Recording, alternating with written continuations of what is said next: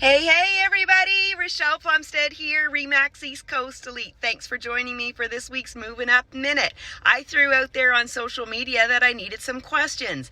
Thanks to everybody who replied. I've got some great questions now. So this week, as you may have just seen, I'd like to discuss what's your best return on investment when it comes to upgrades you're doing to your home.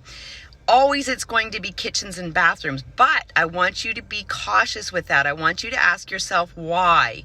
Why are you looking at upgrading your property? Because you've got two very different scenarios. If you're looking at upgrading your kitchen or bathroom so you can get more money out of your house, then you should have a certain budget in mind. If you're like my friend Chris, who sent this question in, she's got a beautiful home. She's actually planning on spending the next 10 years enjoying her kitchen renovation. So that's completely different, in my opinion. You're living in your home, your kitchen is your heart of your home, and you want to make sure you're loving that space for the next 10 years. You don't want to go too crazy that you can't get your money back out, but you don't want to cheap out and walk into your kitchen every day and go, I wish I would have done whatever it is that you wanted to do. So my quick answer, kitchens and bathrooms are always your best return on investment when it comes to big renovations.